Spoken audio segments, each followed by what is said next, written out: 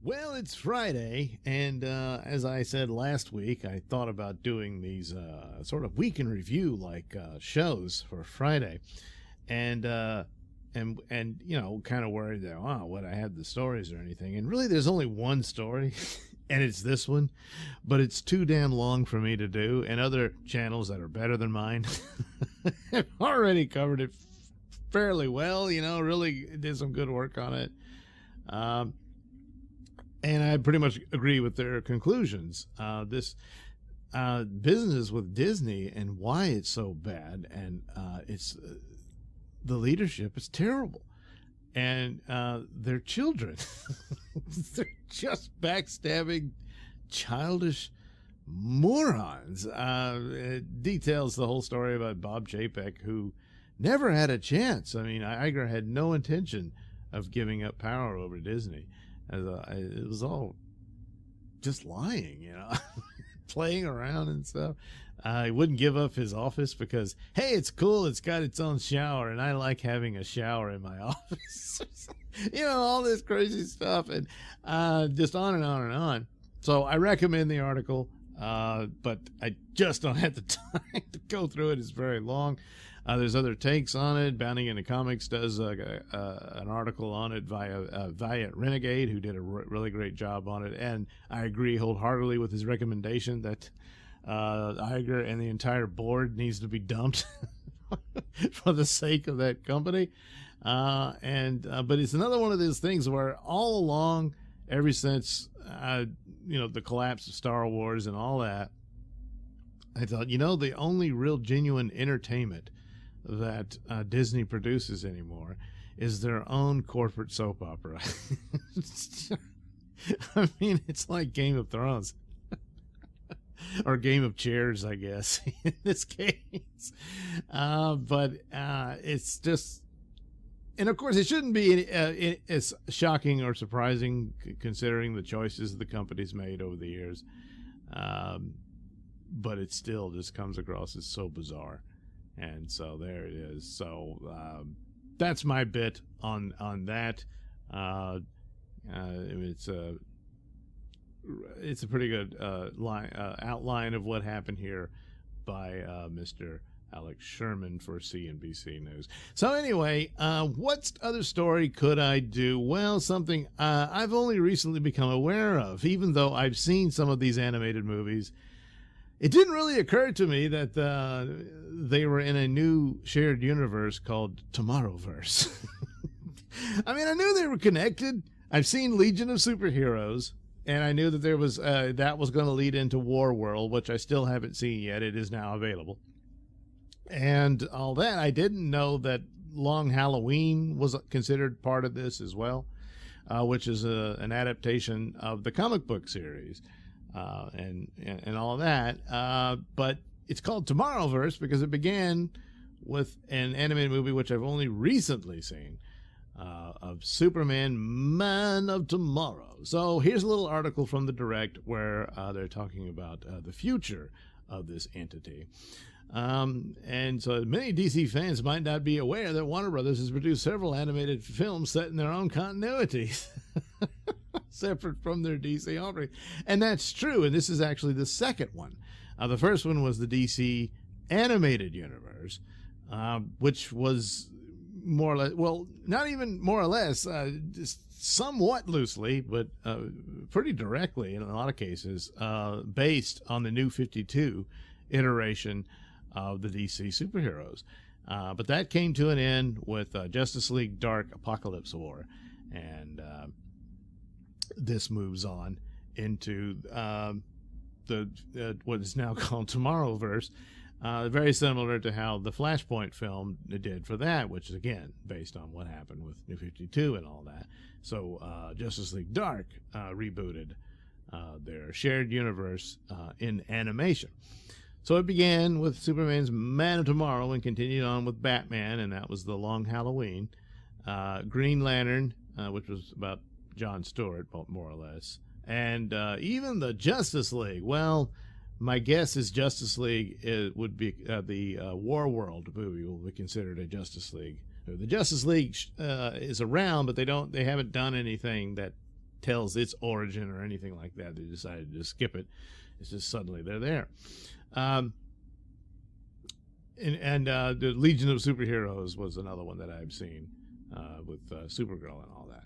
So it's all set, and it's been going along with these animated movie releases, the most recent being Warworld. And even though James Gunn and Peter Safran are ushering in a fresh new era for DC content, the co-CEOs have stated that certain out-of-continuity shows and movies will remain in production under the DC Elseworlds banner, including the Tomorrowverse. So did they specifically say the Tomorrowverse? Because a lot of things like Matt Reeves' The Batman and Joker will be considered Elseworlds projects. And then, of course, the Lois and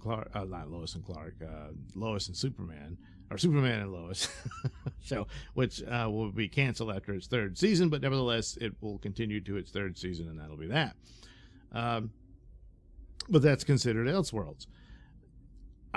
I don't think this is the case. No doubt there would be continuing Elseworlds animated films, but as I understood it from Gunn, and of course things change daily. I mean, Henry Cavill's too old for the role. So you wanted a younger Superman. I never said I wanted a younger Superman. I mean, come on. And so things could change. That's not necessarily in his control and stuff like that. So the idea was that everything would be integrated. So you have these cartoon shows and films.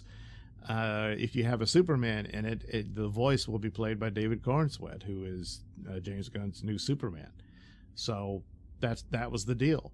That's how that would work. Whoever plays the live action versions would play the animated versions as well.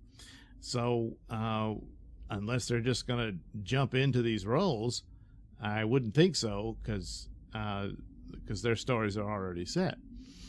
So what's coming in the future? Well, another Crisis on Infinite Earths is coming, and they say another one because they do talk about it in this brief article about how the CW did their own version of it. It wasn't any good, but they did do it, and now they're going to do it in animated form, but it'll be this Tomorrowverse version of the heroes that go through it. So, hot on the heels of this year's Justice League Warworld animated movie, a follow-up was announced at Warner Brothers and San Diego Comic-Con. Justice League Crisis on Infinite Earths. That's making, the second adaptation. But that isn't all. According to the website of Mike Milo, the animation director on this Justice League animation project, the movie is actually part of a Crisis trilogy. So they're going to deliberately misspell the word. But maybe the crisis is they're all crying. Because look at Superman here. He's got a tear. So maybe that's the deal. The sign of the crisis is you just start crying all the time. Milo uploaded the resume of all the projects he's worked on and will be a part of in the future. And on that list was the following entry: animation director, Warner Brothers, Justice League Crisis. So I guess they was a typo here. So it's like Cry System. It's stupid.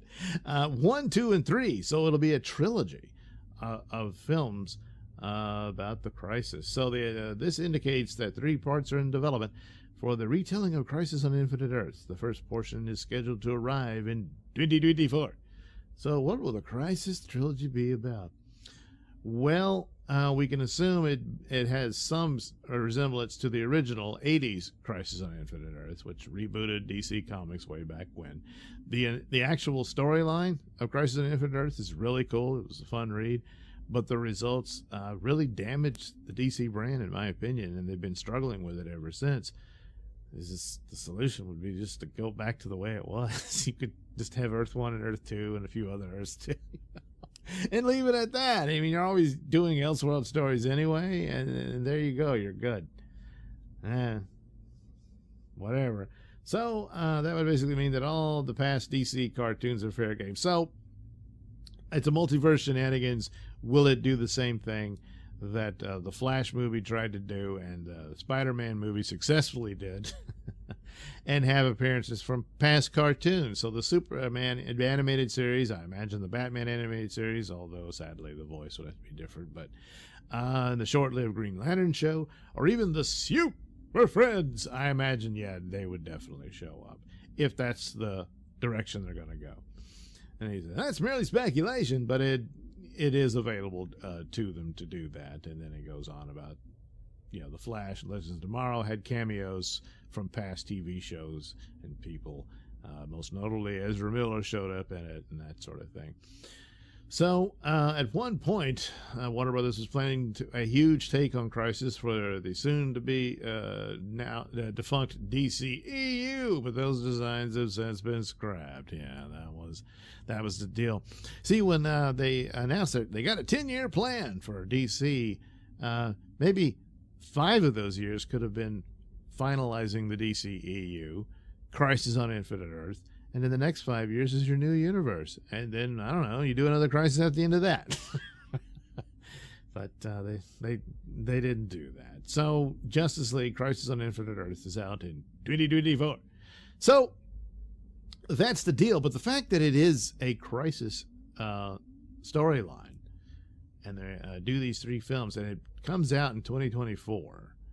I don't know when the other 2 would land, but I imagine quite quickly in succession, with Superman Legacy debuting in 2025, then this could wrap up their Tomorrowverse. That's what I'm thinking. Yet another reboot story, and then whatever James Gunn wants to do with new animated adventures, he'll do, but they will feature the actors who have been cast for his DCU. It's just a guess, but I'm seeing it as a possibility. In the meantime, I'm going to do reviews of Tomorrowverse titles. The only one that I have up is the Legion of Superheroes one. But I will do reviews of all those films so far. And then we'll see what their take on Crisis will be.